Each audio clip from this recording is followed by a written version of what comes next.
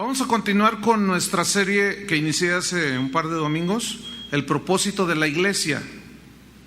Y el tema de esta hora se titula Hacia una iglesia eficaz. Ya vimos que Cristo es cabeza de la iglesia y Él es el que dirige. Debemos de ser guiados por la cabeza que es Cristo, porque Él es el salvador de la iglesia, Él es el dueño. Nosotros los pastores no somos los dueños de la iglesia. ¿Quién es la iglesia? Ustedes, nosotros, los creyentes. Él es el que edifica la iglesia, el que la construye, el que la fortalece, la protege. Usted está protegido por Cristo, y los ángeles de Dios están alrededor de los que le temen. Y Él es el que añade a la iglesia los que han de ser salvos. No son nuestros métodos ni nuestras estrategias. Y una vez que nos salva, Él nos planta en una congregación local. En este caso, Casa de Oración, los que vienen aquí, pero hay miles de iglesias alrededor del mundo. Y Dios las injerta allí, las planta en esas congregaciones, para que allí se les enseñe la palabra de Dios, porque la iglesia es la guardadora de las verdades del Evangelio. Y para que la iglesia funcione, Cristo dejó muy establecido también los pasos a seguir en cuanto a la disciplina de los hijos de Dios. Y la encomienda de Cristo fue: vayan y prediquen el Evangelio a toda criatura. Entonces, la iglesia es la proclamadora del Evangelio. Cuando un pastor en alguna iglesia local X ignora o desatiende estas verdades, es cuando las iglesias entran en una crisis constante. Siempre están en crisis, siempre están en problemas, la gente no crece, la gente comienza a desfallecer, o simplemente al ignorar estas verdades sobre la iglesia, simplemente se dejan llevar por las modas evangélicas. Porque está de moda que hoy les tiramos el saco, y luego después que les sale aceite, y luego que cae polvito del cielo, y siempre andan así con cositas de esas, ¿no? Pero una iglesia que está en crisis constante es donde el pastor no entiende o no ha entendido o se ha desatendido del plan de Dios para la iglesia que le dio a pastorear. Y a veces el pastor parece más una ambulancia espiritual, parece más un bombero espiritual, apagando ahí los fuegos, se andan prendiendo.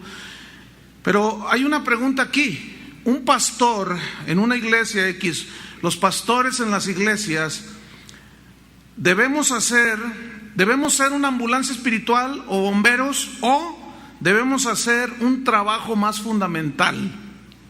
Porque fíjense que un pastor en cualquier iglesia no debe tratar de suplir él personalmente las necesidades de cada uno. Eso es imposible. Eso no es posible, a menos que tenga 10 ovejas, y ni así se les va a ver negras, ¿verdad? Y aparte, si son ovejas negras, pues imagínense. No, mire, el pastor, según la Biblia, debe de apacentar. Esta palabra apacentar es nutrir, alimentar. Y también debe de supervisar al rebaño, y de ahí es donde se deriva la palabra, o de donde viene supervisar, viene de la palabra obispo. Eso significa uno que supervisa que la gente, en este caso, y el trabajo espiritual, esté nutriendo a las ovejas del rebaño. Y hay una escritura en Hechos, si va conmigo, capítulo 6, versículo 1, donde vamos a ver que esto que estoy diciendo tiene su sustento bíblico, y de cómo la iglesia, cuando comenzaba, el Espíritu Santo fue guiando a los apóstoles para establecer los principios que nos rigen el día de hoy, para que la iglesia local, las iglesias y la iglesia de Cristo alrededor del mundo sea eficaz, funcione con el propósito que Él diseñó desde un principio. Dice Hechos 6, versículo 1. Dice que en aquellos días, como creciera el número de los discípulos, hubo murmuración de los griegos contra los hebreos, de que las viudas de los griegos eran desatendidas en la distribución diaria. Ellos ya tenían el entendimiento de que si había alguna viuda en la iglesia que no tuviera hijos, no tuviera familiares, que estuviera sola y no tuviera sustento, la iglesia debía de ocuparse en su sustento. Entonces ellos empezaron a descuidar los comedores donde les daban de comer a las viudas. Comenzaron a descuidarlos. Entonces dice el versículo 2, fíjese lo que sucede. Los 12 discípulos, los 12 apóstoles, convocaron a la multitud de los discípulos y dijeron, fíjese lo que dijeron: no es justo que nosotros dejemos la palabra de Dios para servir a las mesas. Pregunta, ¿servir a las mesas será algo deshonroso? No, simplemente es un trabajo secundario que no, según la Biblia, no corresponde a los pastores. Los pastores deben de dedicarse al estudio de la palabra de Dios para preparar el alimento espiritual con que van a nutrir al cuerpo de Cristo. Versículo número 3. Buscad pues, hermanos, de entre vosotros a 7 varones de buen testimonio, llenos del Espíritu Santo y de sabiduría, a quienes encarguemos este trabajo.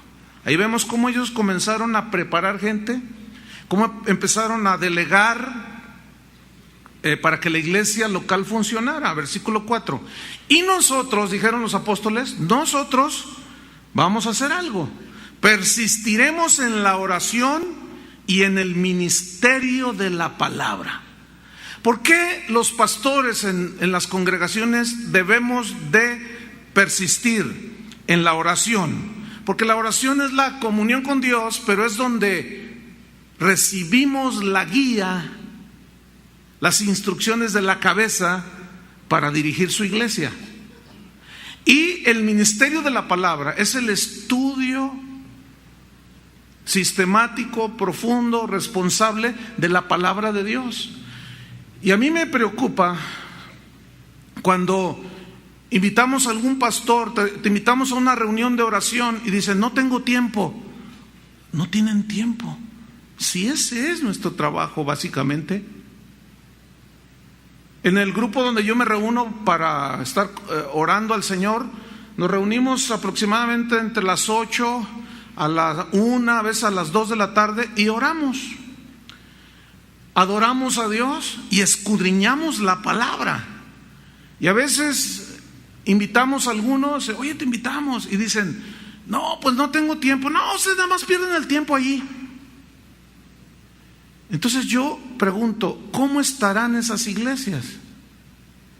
Donde los pastores no han entendido que su trabajo primordial es persistir en la oración y en el ministerio de la palabra, dice. Entonces escogieron allí a unos que vienen allí los nombres, los presentaron ante los apóstoles, les impusieron las manos, y dice el versículo 7, que es el resultado de ordenar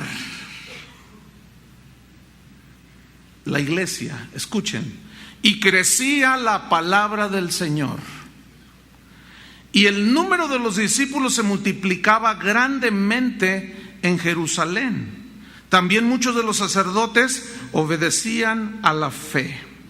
Los apóstoles pues entendieron lo que muchos apóstoles de hoy, evangelistas de hoy, profetas de hoy, pastores de hoy y maestros de hoy no hemos entendido o no queremos entender. Pero al no entenderlo o desatenderlo, los que sufren son las ovejas. Vamos a estudiar Efesios capítulo 4, versículo 11 al 15. Voy a leer, pero enseguida vamos a tirarnos un clavado para profundizar.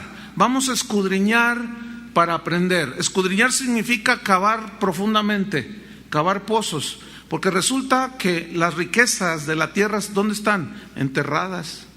El petróleo está bajo tierra, ¿sí? Los minerales, los metales como el oro están bajo tierra.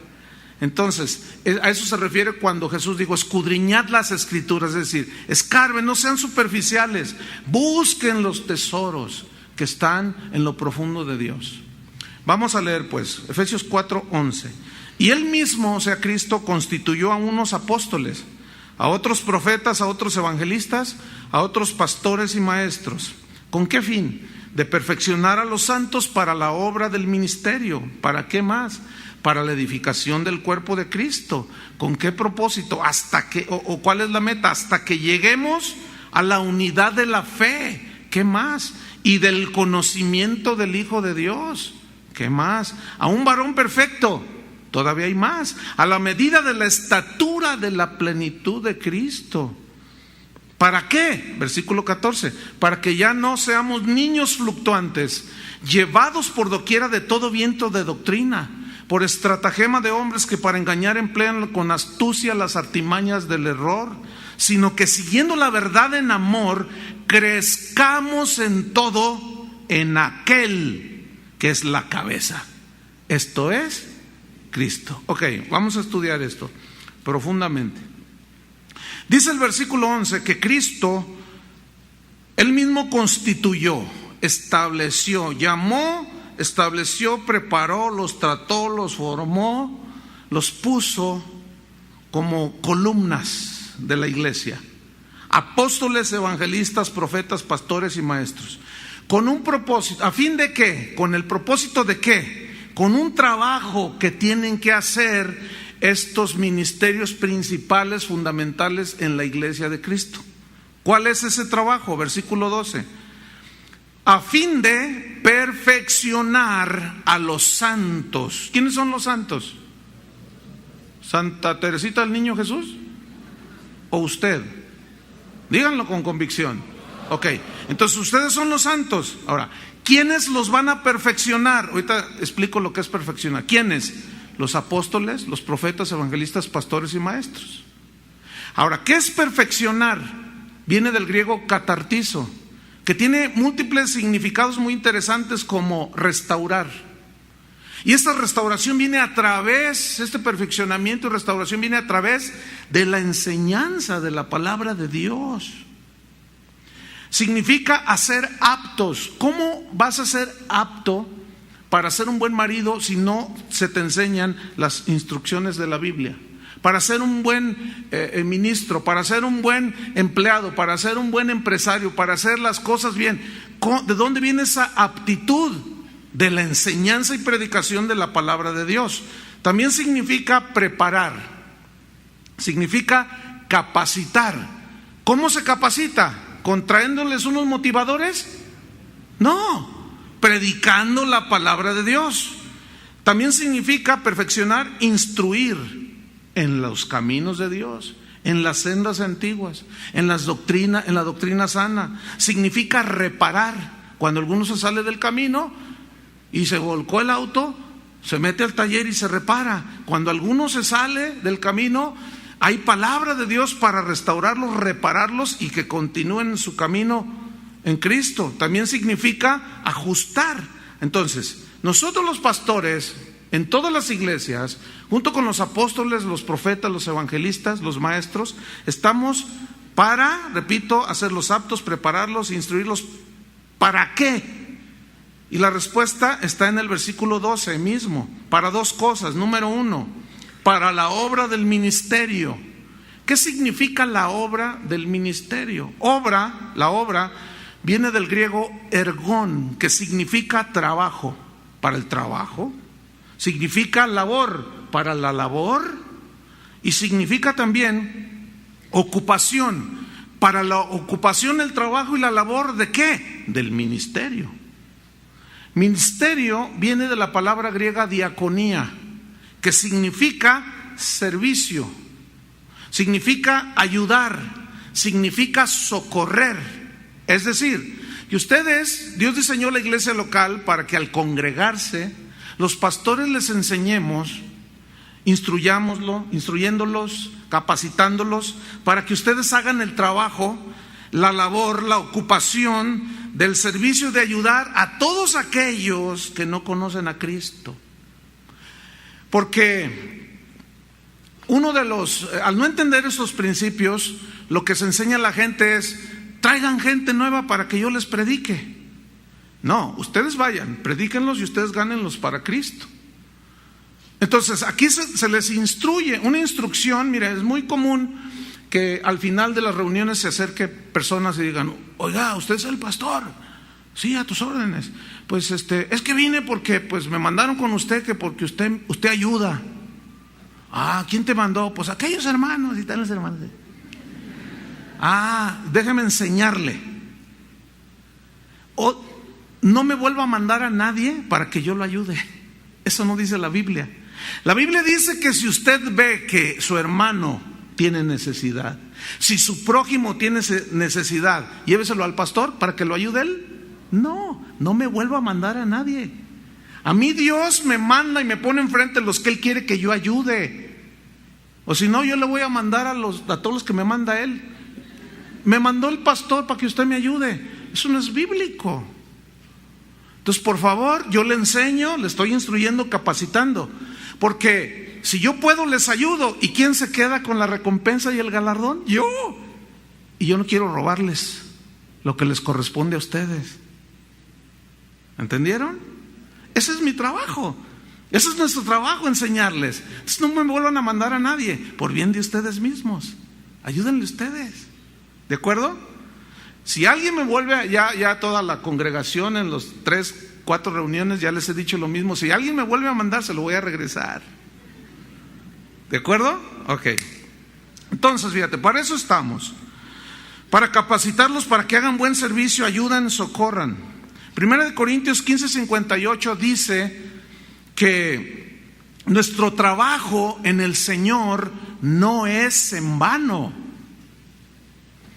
Es decir, que hasta un vaso de agua que tú des tiene recompensa, dijo Jesús.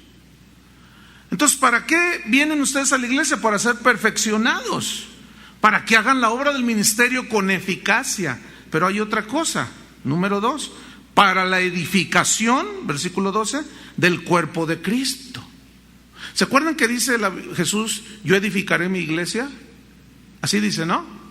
Pero Él diseñó los 5 ministerios para que a través de esos ministerios la iglesia se edifique. ¿Qué significa aquí edificar? Aquí significa fortalecer por medio de la nutrición espiritual. No hay otra manera más efectiva que la iglesia local para que los santos, los hijos de Dios, los cristianos, sean capacitados, instruidos para que sepan qué hacer, cómo servir, cómo orar por la gente, cómo explicarles el plan de salvación, cómo ayudarlos en todo sentido, más que no dejando de congregarse, como algunos tienen por costumbre. Porque de esa manera, al asistir y uno hacer su trabajo, ustedes son fortalecidos por medio del alimento que los nutre. Versículo 13. Todo este perfeccionamiento, trabajo para que hagan bien la obra del ministerio, tiene un plan también. Versículo 13. ¿Hasta cuándo vamos a trabajar los pastores? Hasta que todos lleguemos a la unidad de la fe. ¿Qué significa esto? Unidad de la fe significa el conjunto de todas las verdades cristianas, de todas las verdades del Evangelio. Es decir, el Evangelio en su forma más completa, siendo enseñada en cada iglesia a los creyentes. Pablo dijo en Hechos 20:27, dijo lo siguiente: yo no he rehusado enseñarles todo el consejo de Dios. Entonces, un pastor, un apóstol, un profeta, un evangelista, un maestro que no cumple su ministerio, mejor que renuncie. Porque no es justo que dejemos la oración y la palabra. No es justo. Porque ¿quiénes son los que sufren? Las ovejas. Mejor que renuncien. Miren, yo les doy permiso que vengan papas fritas acá afuera. Así les dije en el desafío del ministerio a muchos pastores que vinieron el mes pasado. Mejor no se dediquen a eso. Si no tienes tiempo para hacer lo que es tu tarea, ¿qué estás haciendo en el ministerio? Y con amor y respeto a los pastores que nos estén oyendo alrededor del mundo. Si no van a cumplir su ministerio, mejor renunciar. Porque no es justo que las ovejas sufran. Y vamos a dar cuentas los pastores. A veces nos sentimos como los diputados en los congresos, con fuero. que nadie nos toca ni nos hace nada. No, vamos a dar cuentas, hermanos, pero ustedes también van a dar cuentas. Es recíproco. Entonces, ¿para qué estamos los pastores? Para enseñar todo el consejo de Dios, hasta que lleguemos a la unidad de la fe. Escuchen esto, la verdadera unidad, escuchen bien, pongan atención, la verdadera unidad se construye sobre la sana doctrina. No hay otra manera. La verdadera unidad, la unidad espiritual se construye sobre la sana doctrina, sobre lo que enseñó Cristo. Cuando Cristo dijo: vayan y hagan discípulos a todas las naciones, enseñándoles que guarden todas las cosas que yo les enseñé. En 1 Corintios 1:10, Pablo, no lo busquen, está llamándoles la atención, regañando a los corintios porque eran muy desordenados. Y esas dos cartas fueron escritas para meter orden en la iglesia de Corinto. Eran bien desordenados, tenían muchos dones del Espíritu, hablaban en lenguas, pero era un desorden allí. Y Pablo les dice: sean de un mismo pensar, de un mismo hablar, de un mismo sentir. Pero eso se refiere a los pensamientos y a la doctrina cristiana. Porque decían: yo soy de Pablo, yo soy de Apolos, yo soy de Cefas, yo soy de yo soy... Y se peleaban y hacían grupos allí. Y Pablo les dice: no, Apolos murió por ustedes, yo, Pablo, morí por ustedes. Pues la respuesta era no. Entonces agarren la onda, piensen bien. Y Pablo cumplió su ministerio y les instruyó con paciencia para perfeccionarlos, para la obra del ministerio, para que lleguen a la unidad de la fe. ¿Qué más? Versículo número 13, en la parte B, hasta que lleguemos a la unidad de la fe y del conocimiento del Hijo de Dios. Esta palabra conocimiento, sobre todo, quiero hablar un poquito, viene de una palabra griega, epignosis, que significa literalmente conocimiento pleno, conocimiento más exacto. ¿De quién? De Cristo. Durante la semana pasada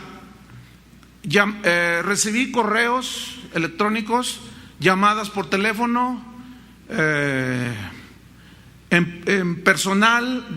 personalmente de gente que vieron un programa aquí en la ciudad de Guadalajara, en un canal local, donde en ese programa estaban varios pastores de iglesias en esta ciudad.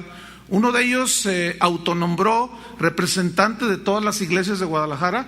Yo no sé quién le dio ese nombramiento, pero ahí él se autonombró. Y estaba junto con unos sacerdotes de la Iglesia Católica y otras personas. No sé cuántos vieron ese programa. Y la pregunta era, porque lo que habían dicho allí los pastores y los sacerdotes, dijeron: Dios nos habló y ahora vamos a ser uno, vamos a luchar por la unidad. Entonces de aquí en adelante, dice, ya los católicos no se van a convertir a los cristianos, ni los cristianos al catolicismo. Yo quisiera saber cuántos, ¿verdad? Dice, y de aquí en adelante, para caminar en esa unidad, ahora los pastores van a venir a nuestras iglesias católicas y nosotros sacerdotes vamos a ir a las iglesias cristianas. ¿Qué esperarían que nos dijera nuestro señor cardenal de Guadalajara? Juan Diego es nuestro intercesor. ¿Saben qué? Eso no es de Dios, hermanos. Eso se conoce como el movimiento ecuménico. Escuchen, que sacrifican la doctrina sana en nombre de la unidad. Pero ¿qué comunión tiene la luz con las tinieblas? ¿Cómo yo puedo juntarme con un Krishna, con un budista, con uno que dice que tengo 20,000 intercesores? ¿Cómo? No se puede. La misma Biblia se protege a sí misma. Dice, todo aquel que no trae esta doctrina, la doctrina sana, cristiana, no le digáis bienvenido. Así dice. Apartaos de ellos, dice la Escritura. No toquéis lo que no es de Dios, no toquéis lo inmundo. ¿Qué tienen que ver los ídolos con Dios, absolutamente nada. Sin embargo, fíjense, ahí está uno de los engaños contemporáneos de Satanás, el movimiento ecuménico, la unión de todas las iglesias. Escuchen bien, porque les va a llegar, esto está tomando mucho auge. Nosotros no creemos en eso. Nos van a tachar de sectarios, nos van a tachar de todo, pero ¿qué vamos a hacer? Porque la verdadera unidad se construye en la sana doctrina. Por eso necesitamos el conocimiento del Hijo de Dios. Necesitamos un conocimiento más pleno, más exacto de la obra de Cristo, de quién es Cristo, por qué obra, por qué trabaja como trabaja, por qué sufren los cristianos en ocasiones, por qué a veces nos pasan tribulaciones, por qué a veces, todo lo que concerniente a la santidad, todo. Y necesitamos un conocimiento más pleno. Este solamente viene a través de escudriñar las Escrituras, y para eso están los pastores, los apóstoles, los profetas, evangelistas, los maestros. Vamos a ver unos versículos. Filipenses 3:8. Está enseguidita luego allí. Filipenses 3:8. Vean qué versículo, Conocimiento más pleno de Cristo. Y ciertamente aún estimo todas las cosas como pérdida por la excelencia del conocimiento de Cristo Jesús, mi Señor, por amor del cual lo he perdido todo y lo tengo por basura para ganar a Cristo. Aquí ganar a Cristo es tener más conocimiento de Cristo. Todo lo demás no me interesa. Yo quiero conocerlo a Él, porque Él es la cabeza, Él es el dueño, Él es el sustentador, el que suple nuestras necesidades. Yo necesito conocerlo a Él. Yo necesito saber por qué permitió tal cosa en mi vida. ¿Por qué me está dirigiendo de esta manera? Yo necesito un conocimiento más exacto de Cristo. Y Pablo decía, yo tengo todo por basura, con tal de tener más conocimiento de Cristo. Colosenses 1:9. Inmediato, ahí está, a la siguiente página. Colosenses 1, versículo 9 y 10. Dice así: por lo cual también nosotros, desde el día que lo oímos, no cesamos de orar por vosotros. Pablo oraba por los colosenses. Yo oro por ustedes, pidiéndole a Dios que les dé revelación. Dice, y de pedir por los colosenses que seáis llenos del conocimiento de su voluntad. ¿Cómo voy a saber yo cuál es su voluntad si no escudriñamos la palabra de Dios? ¿Cómo vamos a saber? Es imposible. No hay otra manera de saber cuál es su voluntad si no escudriñamos. Es increíble que personas que tienen 20 años de cristianos, jóvenes que dicen, yo cuando tenía 8 años de edad me entregué a Cristo, hasta me llenó del Espíritu Santo, y ahora tienen 25 años y vienen y dicen, pastor, ¿será de Dios que yo tengo un novio no cristiano? ¿Cómo preguntan eso? O sea, es inconcebible. Algo anda mal allí en esa persona. O no ha sido enseñado, o ha desatendido la enseñanza y no ha crecido. No está lleno del conocimiento de su voluntad. Entonces Pablo dice que sean llenos del conocimiento de su voluntad en toda sabiduría, que sepan cómo conducirse en su trabajo, en su escuela, en la familia, con sabiduría. ¿Y qué más? E inteligencia espiritual. Así como hay una inteligencia intelectual, también hay una inteligencia espiritual, para acomodar lo espiritual a lo espiritual, para saber discernir entre la mentira de la verdad, entre los falsos apóstoles, profetas, evangelistas, pastores y maestros, y los genuinos. Versículo número 10. Todo esto, conocimiento, sabiduría e inteligencia, para que andéis como es digno del Señor, agradándole en todo, llevando fruto en toda buena obra. Ahí está, para la obra del ministerio. Y creciendo, ¿en qué? En el conocimiento de Dios. Y luego dice el versículo 11, fortalecidos con todo poder. ¿Qué poder? El poder de Dios ¿Pero en qué sentido? El poder de la palabra de Dios, hermanos. No hay otro. Entonces, bueno, vamos a Efesios, otra escritura al respecto, pero en el capítulo 1, versículo 16, está también muy rica esta parte de Efesios 1:16. Dice así: no ceso de dar gracias por vosotros, continuamente, gracias Señor, gracias por los cristianos efesios, gracias, nosotros oramos, gracias por los hermanos de casa de oración, Señor, bendícelos. No ceso de dar gracias por vosotros, haciendo memoria de vosotros en mis oraciones. ¿Para qué? ¿Para que los llene de carros y casas nuevas? ¿De millones de dólares y se compren un jet? ¿Para eso? Vean por lo que oraba Pablo. Para que el Dios de nuestro Señor Jesucristo, el Padre de gloria, os dé espíritu de sabiduría. Espíritu de sabiduría significa una actitud, una disposición a la sabiduría de Dios. Y de revelación, revelar significa descorrer el velo, para ver lo que hay detrás del velo. Entonces, un espíritu de sabiduría y que les descorre el velo, el Espíritu Santo, en el conocimiento de Él. A mí no me interesa saber otra cosa más que el conocimiento de Cristo. Porque Cristo es sabiduría de Dios y poder de Dios. Eso es lo que necesitamos conocer, a Cristo. Pero un conocimiento más pleno. Y los que deben de ejercitar ese trabajo de perfeccionar y darles el conocimiento, ¿quiénes son? Los pastores. Ahora imagínense que yo les traigo a un entretenedor, a un cuentachistes, a un motivador, a un milagrero. Pues sí, los va a tumbar y les va a aventar el saco y les van a caerse. ¿Y luego qué? Eso, escúchenme bien, no les ayuda para nada cuando se enfrenten afuera a las tentaciones. No va a haber nada de donde agarrar el Espíritu Santo de tu espíritu si estás todo debilucho.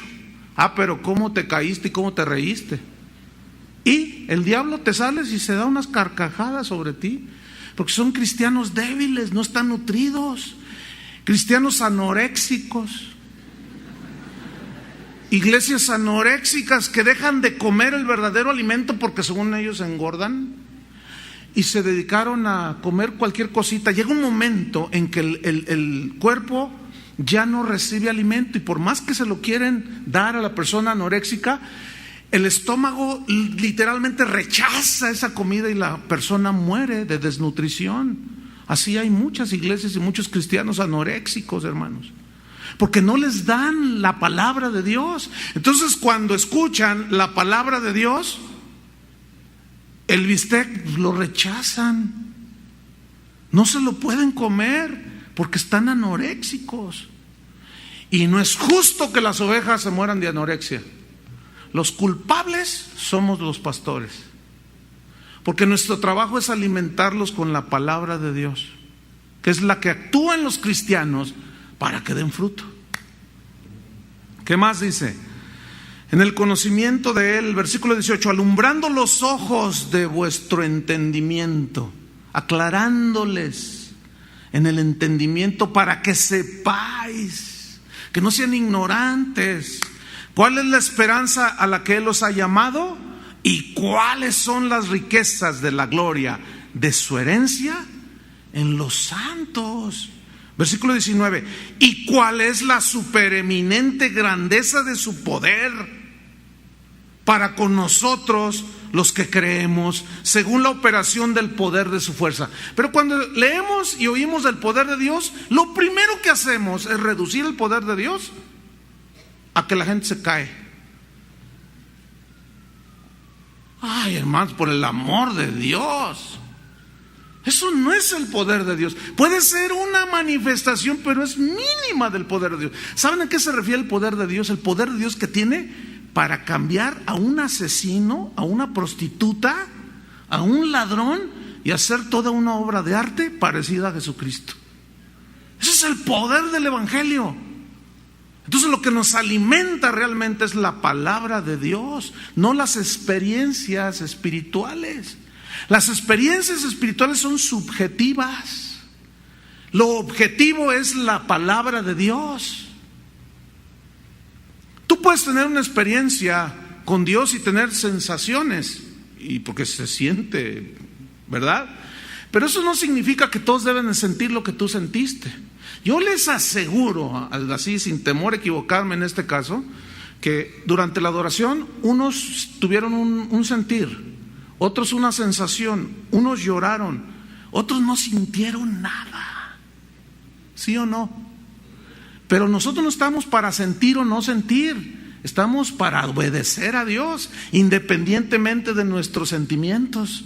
Entonces los cristianos de hoy estamos sumidos en un evangelio sensorial.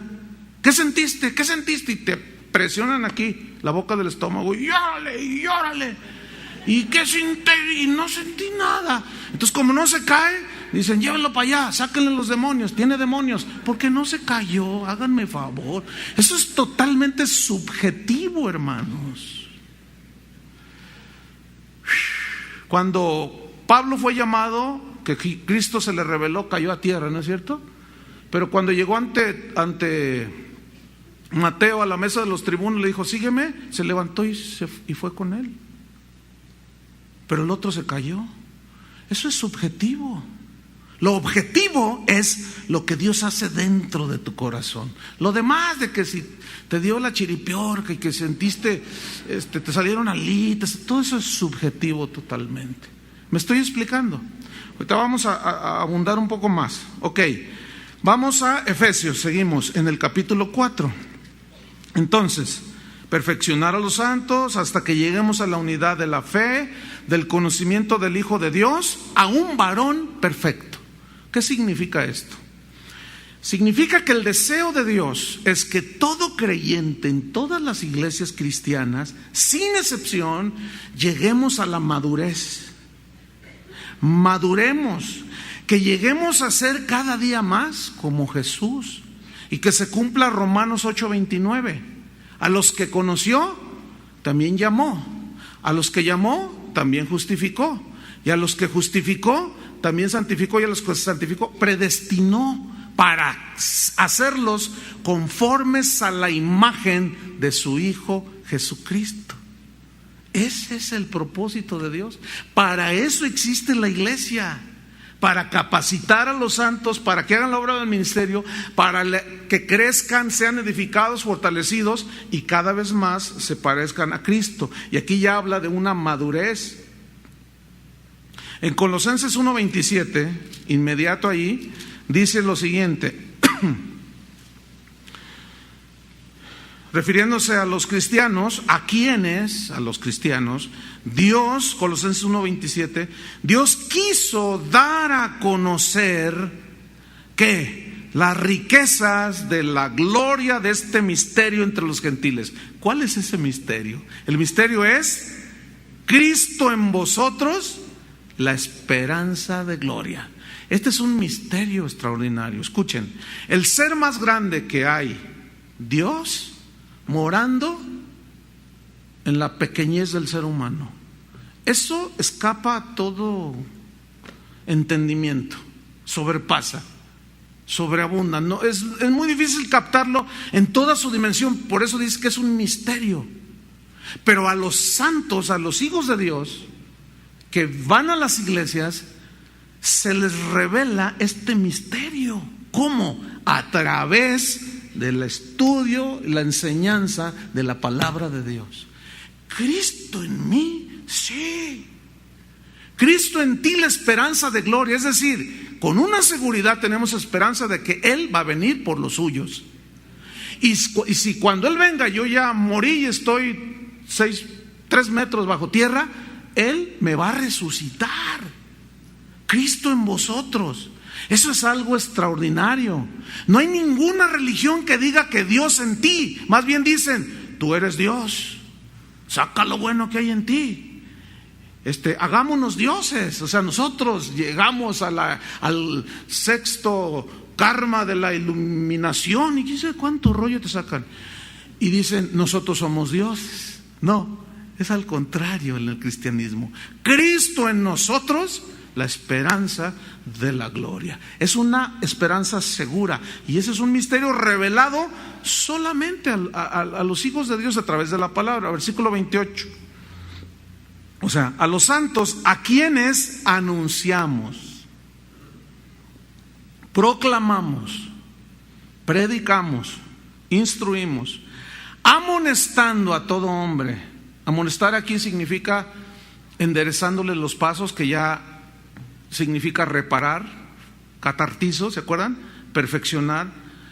Amonestándolos es también llamándoles la atención, previniéndoles y lo demás que ya expliqué. Amonestando a todo hombre y enseñando, ahí está, enseñando a todo hombre, obviamente está incluyendo ahí la mujer, en toda sabiduría, pero sabiduría de Dios, a fin de, todo esto, a fin de presentar.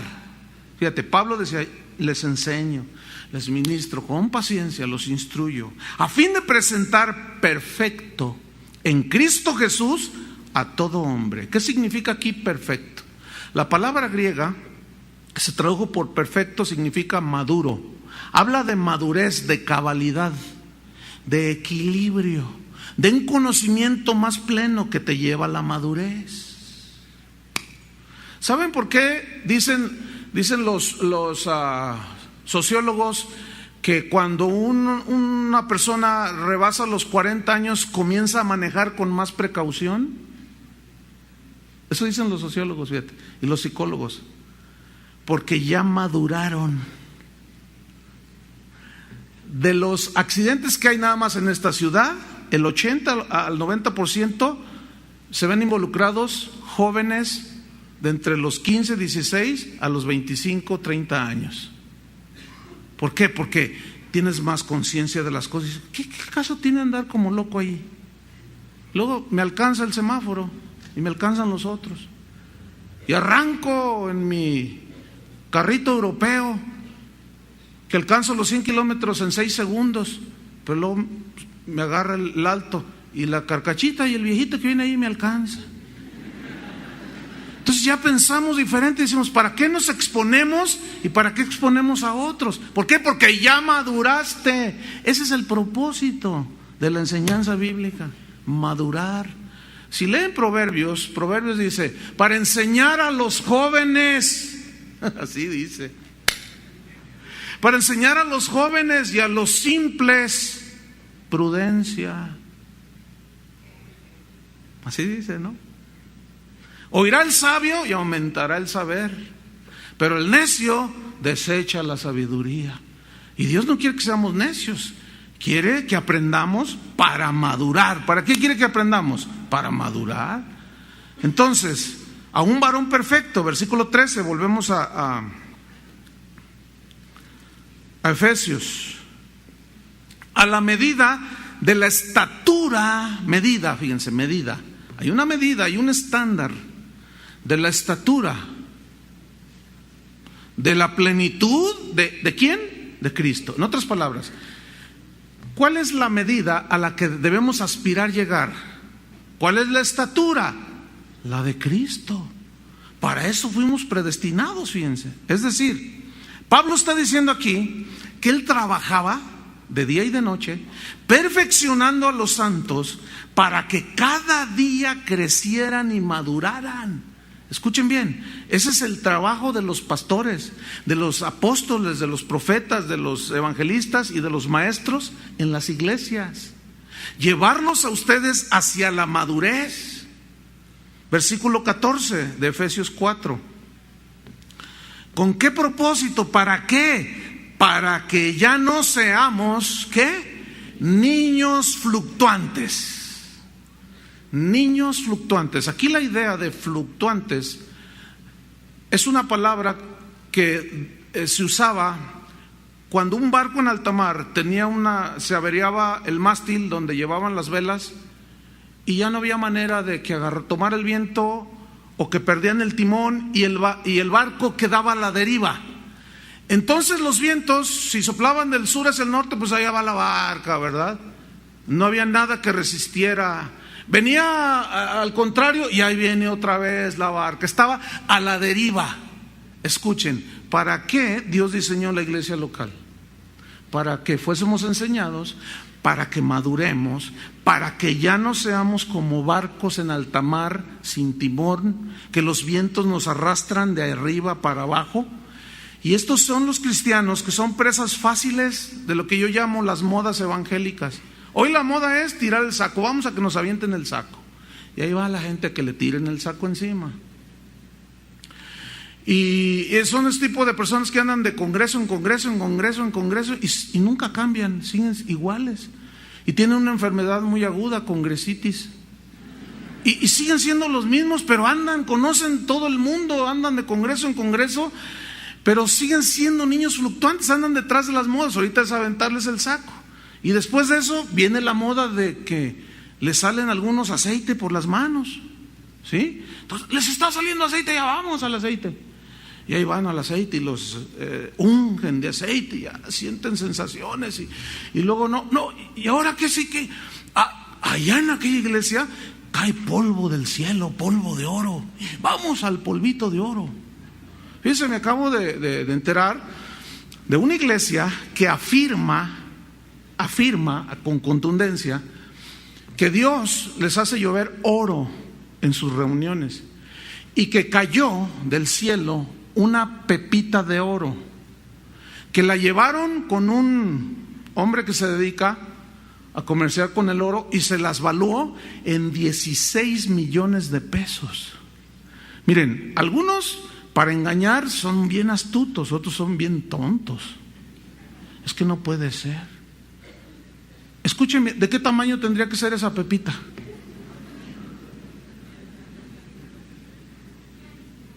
¿Ah?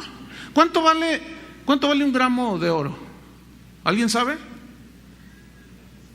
80 pesos. También 130, 140 me dijeron en la mañana. Ok. ¿Cuánto vale un kilo de oro? 140,000 pesos. ¿10 kilos de oro? 1,400,000. Escuchen, 100 kilos de oro, ¿cuánto valen? 14 millones. Oiga, esa pepita les ha de haber hecho un hoyo. No, es que es para reírse a carcajadas. Es que hay algunos que engañan a la gente vendiéndoles aceitito, astillitas de la cruz de Cristo, pero estos se volaron la barda. Imagínate. Y que al final de la reunión todos sacuden el polvo de sus manos porque están juntando para comprar un edificio muy lujoso. No puede ser. Entonces ahí van, ay, oro. Y qué increíble, ¿no? Justamente para eso estamos los pastores, bien, para evitar que sean niños fluctuantes. ¿Por qué siguen las modas evangélicas? Porque carecen de un conocimiento de las Escrituras y se dejan llevar por el sensacionalismo. Miren, las ovejas que no tienen una base sólida en la palabra son muy apantallables. Cualquier cosa se apantallan. ¡Ah! ¡Fue tremendo! Versículo 14 en la segunda parte. Para que no seamos niños fluctuantes, escuchen, llevados por doquiera, por todos lados, de todo viento de doctrina. Sopla para acá, y luego sopla para acá, al rato va a soplar de allá, y luego de abajo, y luego de aquel lado. Qué terrible es esto. Al no tener un ancla, ¿para qué es un ancla en un barco?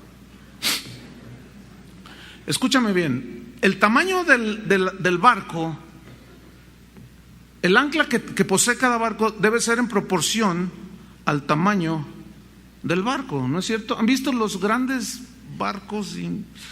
Una vez estando en el canal de Panamá, estábamos ahí, andábamos ahí en un evento y fuimos a turistear un ratito. Entonces anunciaron hay bocinas y dicen: todos los que están aquí les tocó un momento histórico, porque va a pasar enfrente de ustedes el barco más grande del mundo. Es un carguero chino. Y todos, ¿verdad? Y las cámaras de volada. Y sí, se empezó a acercar. Miren, cuando estaba pasando, porque tienen unas bancas para ver los grandes monstruos que pasan de un océano al otro. Cuando pasó ese barco chino, hermanos, impresionante. Yo estaba como unos 3 metros en las gradas y miraba así, miren. Y estaban los chinitos allá arriba. Nos hacían señas y nosotros era un monstruo, hermano. Escúcheme bien. Por delante tenía unas anclas, pero pesaba. Las anclas, ¿cuánto pesa cada una? No, cada una pesa 10 toneladas o 20 toneladas. O sea, es una mole de acero para que cuando echen el ancla quede bien sólida. Escuchen bien, así dice la palabra de Dios, que es el cristiano que se edifica y se arraiga en la palabra de Dios. Tiene un ancla, ¿sí? Que vienen los vientos y no lo arrastran, está allí. Entonces, al no tener un ancla firme en la palabra de Dios, no pueden discernir entre la verdad y el error y se apantallan de cualquier milagrero y de cualquier apóstol que hable con autoridad. Digo autoridad así para los de internet entre comillas, porque se ha pensado por mucho tiempo que tener autoridad es gritar desaforadamente. Se piensa que es escupir palabras como si fuera una metralleta de esas cuernos de chivo que les llaman, que escupen 600 balas por minuto. 600 balas, es impresionante. Entonces, cuando alguien que a veces hay un énfasis, pero cuando alguien te bombardea así como una metralleta, 600 palabras por minuto que no disiernes nada, pero grita y se les salta la vena y todos están allí y luego sale la gente del evento y dice: oye, ¿qué tal estuvo la reunión? ¿De qué habló? No sé, pero estuvo tremendo, dice. Se sentía el poder de Dios. Dice: no, este sí es poderoso, dice. No hace mucho una jovencita se acercó conmigo y me dijo: pastor, hace como 5 años yo le quiero pedir perdón. ¿De qué, mija? Dice que mire, yo vengo de una iglesia en los Estados Unidos donde pues yo estaba acostumbrada a oír al pastor. Por cierto, no le entendía nada, pero me gustaba cómo predicaba. ¿Por qué? Pues es que sentía bien bonito. Porque entonces llego yo aquí y lo veo usted predicar y yo dije: ese no tiene nada de unción. Uy, no, ese Chulibar no tiene autoridad. Dice: ay, pastor, perdóneme, tengo 5 años queriéndoselo decir, pero me daba pena. Le digo: está bien, mija, no hay problema. Fíjese cómo la gente llega a pensar que la autoridad es gritar. ¿Saben qué? Eso no es autoridad, eso es gritería. Porque cuando te bombardean con palabras no te dan chance de procesarlas. Entonces, ¿qué aprendes? Es muy difícil. ¿Qué más dice?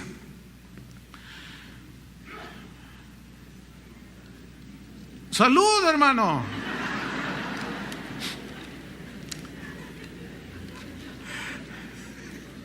Ok, 4:14. ¿Qué más?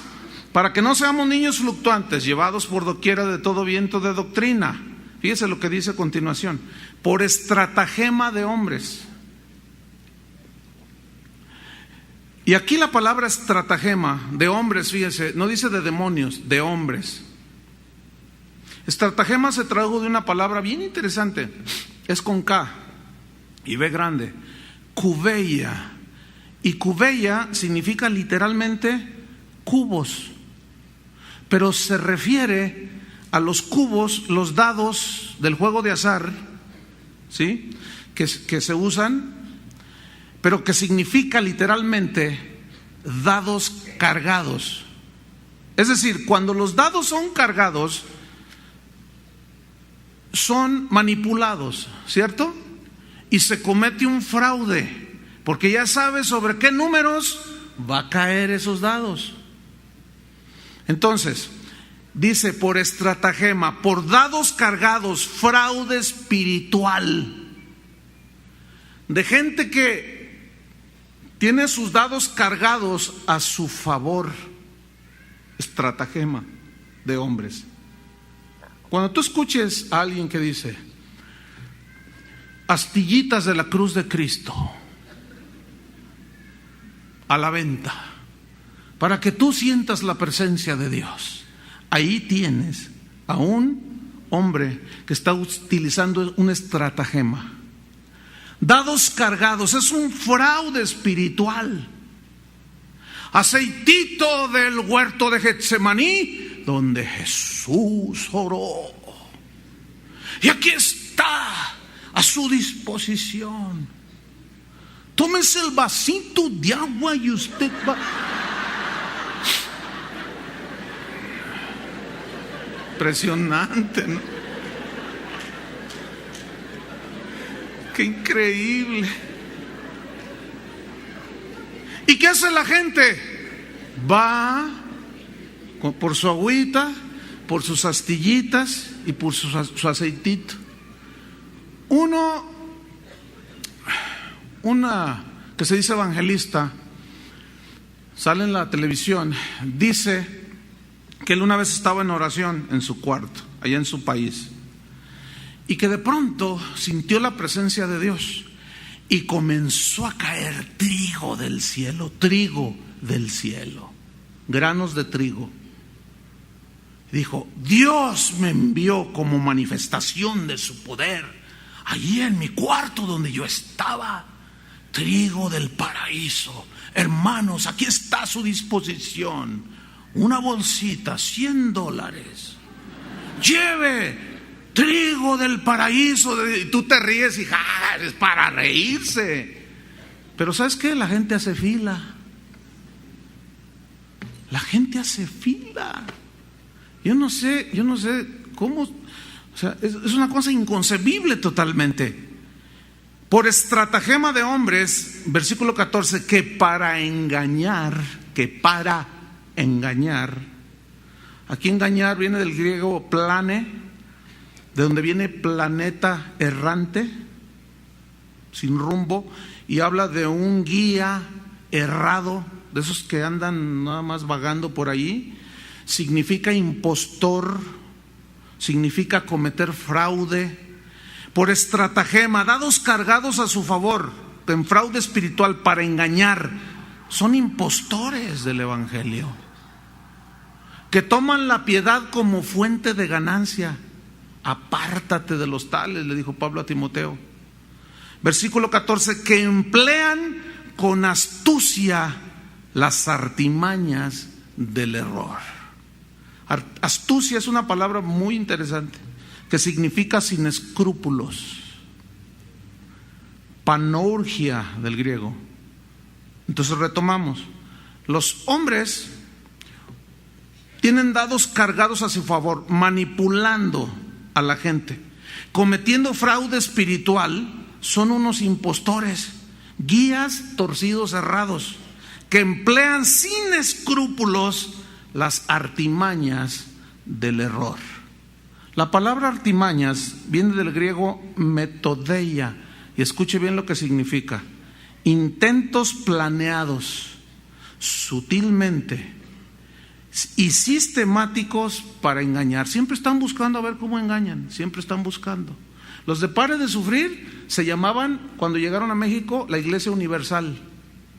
Después le cambiaron a la Oración Fuerte del Espíritu Santo.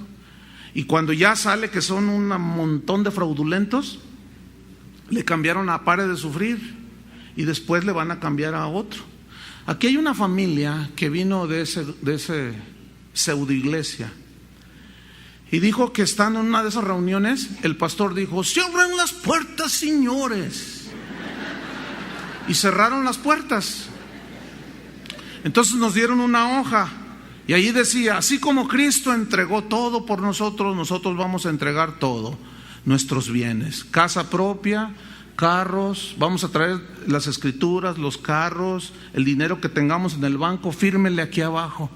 Dicen: yo no le firmé nada, pero como nos tienen bien checados, me abordaron y me dijeron: ¿por qué no le firmó? Porque no les voy a dar nada, eso no es de Dios. Va a venir sobre ti la maldición. Vendrá sobre ti porque Dios dio todo y tú no le das nada. Eres una avariciosa. Y el diablo te va a robar y te va... Dáselo al Señor. No le doy nada, eso no es para el Señor. Y llegaron aquí y me dijeron: ¿necesita uno hacer eso aquí también, pastor? Bueno, pregúntenle a los demás si tienen que hacer eso aquí.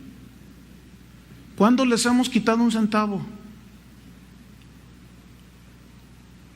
¿Ah? Porque aquí Chuy se los va a regresar. Ese Chuy está bien feliciano. ¿Verdad, Chuy? ¿Verdad? Ese Chuy. Qué bien me cae Chuy. No, los lentes que trae, les hubieras explicado al principio, lo van a decir, pues es que lo operaron de sus ojitos, ¿no? Traía allí. Y entonces la doctora le dijo que se pusiera lentes porque la luz le puede lastimar, y están estos reflectores, por eso subió así bien feliz, ciano. Qué tremenda la alabanza estuvo, ¿verdad? Nos gozamos bien tremendo. Entonces, fíjate, por estratagema de hombres que para engañar emplean con astucia las artimañas del error. Finalmente en el versículo 15 dice: sino, o sea, para que no sean niños fluctuantes, que no los engañen. No todo lo que brilla es oro, aunque algunos digan que son pepitas de 16 millones de pesos. Estos son astutos impostores que engañan. No, fíjate el versículo 15: sino que siguiendo la verdad del Evangelio en amor, aquí está la clave otra vez, crezcamos. Digan todos: crezcamos. Crezcamos en todo, en aquel que es la cabeza, esto es Cristo. Para eso Dios puso a los pastores, a los evangelistas, profetas, maestros, etcétera.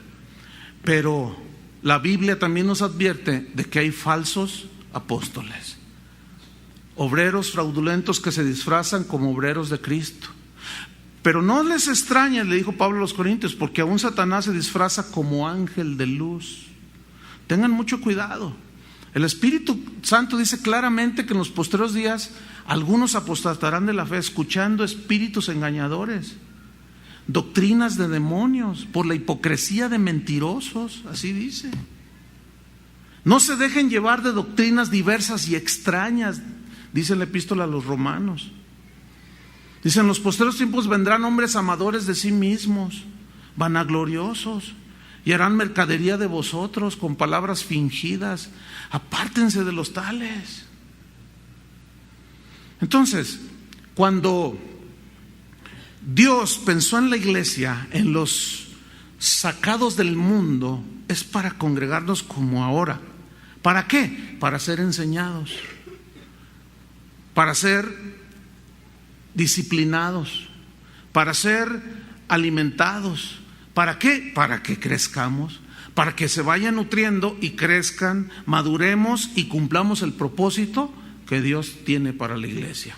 Déjenme terminar con una paráfrasis, es decir, esto significa una conclusión, pero con todas las definiciones que yo les di de lo que es cómo llegar hacia una iglesia eficaz, se los voy a leer. Pongan mucha atención.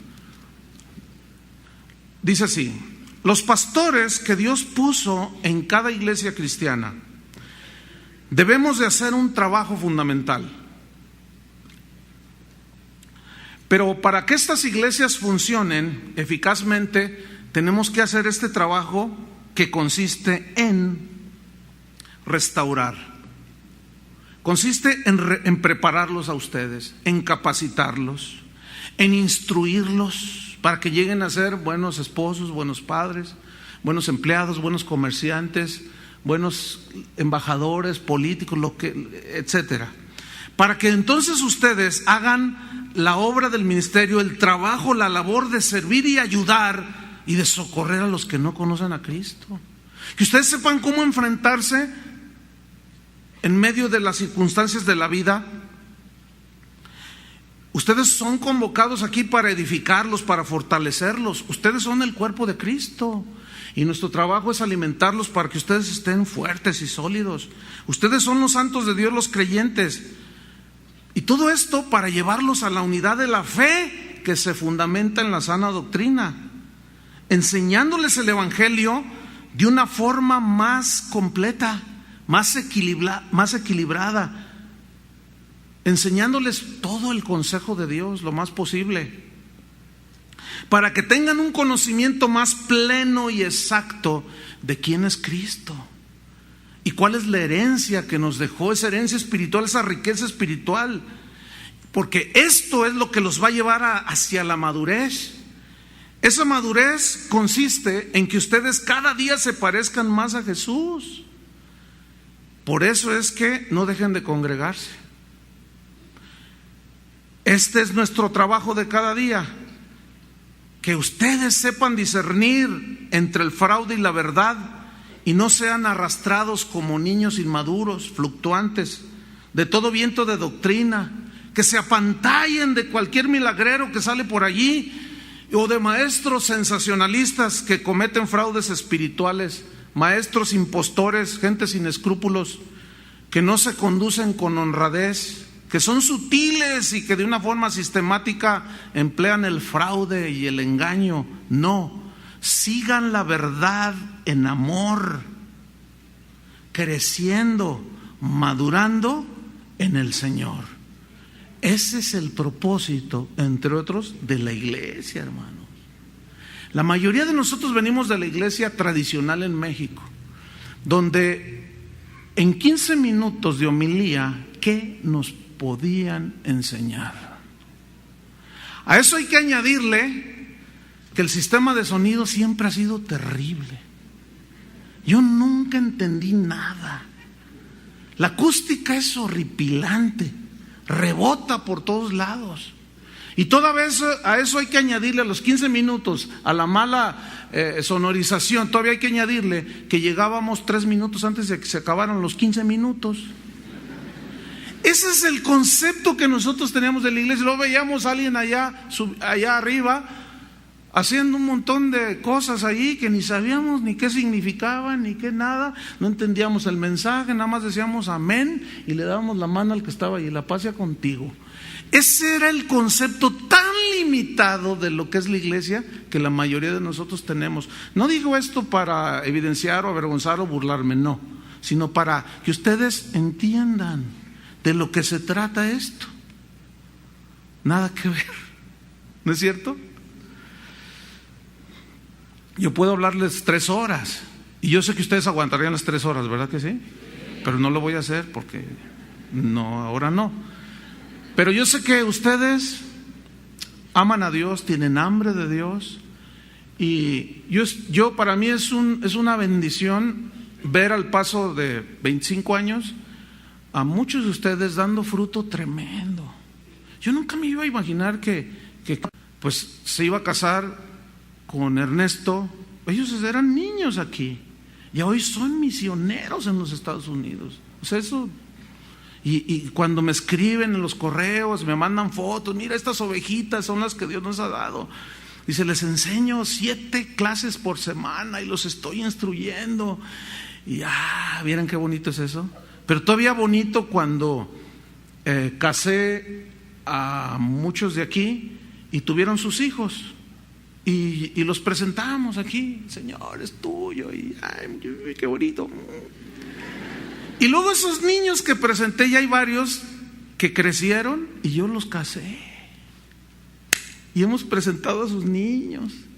Y tú los ves y es gente, son jóvenes pero maduros, con testimonio.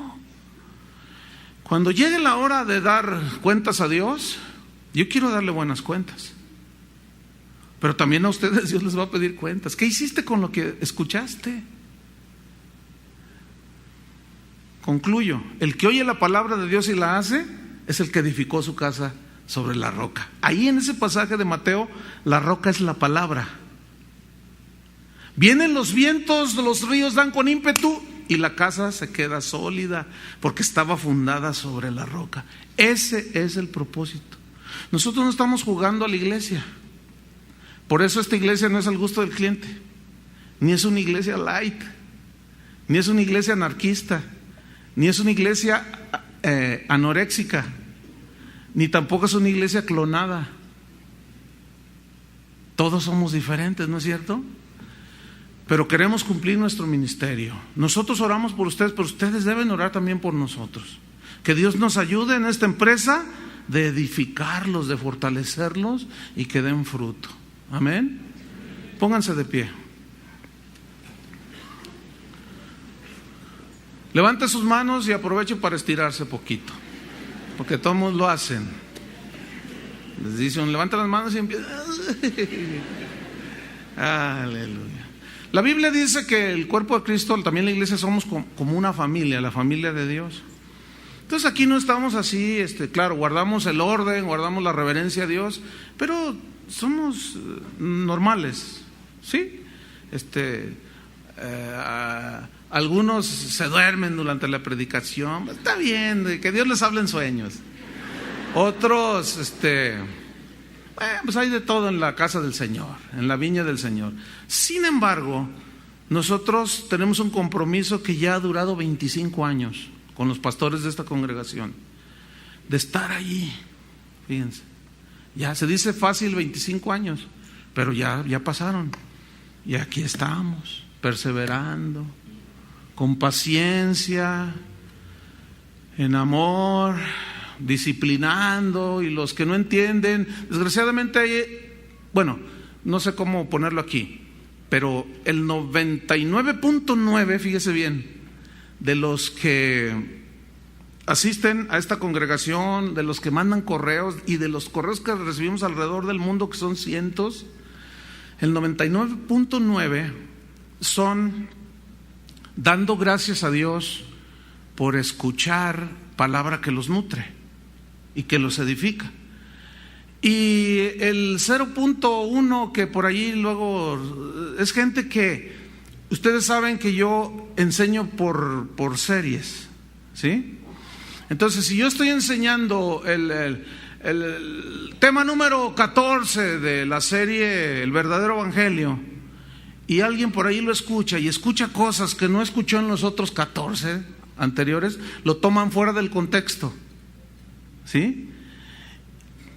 Ni nos conocen, no saben nada de cómo empezó la iglesia, de quiénes estábamos, quiénes no estábamos, quién es Chuy García, quién es Chava Pardo, sus esposos. No entienden, entonces juzgan mal. Pero ¿saben qué hacemos con esos? No nos preocupamos, oramos. Yo sí, delante de Dios les digo, aún un correo que sea agresivo y yo lo leo, si fuera verdad lo que dice allí, yo tomaba cartas en el asunto. Cuando no es verdad, simplemente oro por la persona, porque es totalmente ignorante de muchísimas cosas. Se creen lo que han oído o toman una enseñanza fuera del contexto y hacen un pretexto. Y ahí se da uno cuenta inmediatamente que no han seguido la secuencia de las enseñanzas, entonces son fluctuantes, ¿verdad? Y no queremos eso, hermanos. Gracias a Dios es lo mínimo, casi está en ceros eso, gracias a Dios. Sin embargo, debemos de seguir a la meta. ¿Cuántos quieren seguir a la meta? Levanten sus manos ahora. Algunos se quedaron así. Vamos a agradecerle a Dios, ¿sí? Padre, te damos gracias, Señor, por este tiempo que nos diste, Señor, de congregarnos. Que nunca perdamos esa buena costumbre de congregarnos, Señor, porque entendemos que es con un propósito, para adorarte y para ser instruidos en la palabra, para edificarnos, para fortalecernos, para que crezca el conocimiento de Cristo, un conocimiento más pleno, más equilibrado. Oramos, Señor, por los pastores y los maestros de esta congregación y de todas las congregaciones alrededor del mundo. Que tú, Señor, no nos dejes tranquilos. En las noches, Señor, despiértanos aún. Que tomemos conciencia de la responsabilidad que es ser pastor, ser un apóstol, ser un maestro, para edificar estamos, para edificar el cuerpo de Cristo, creciendo en la verdad del Evangelio y en la obra de Jesús, a quien damos toda la gloria y el mérito y la alabanza. En el nombre de Jesús. Amén. Que Dios les bendiga, hermanos.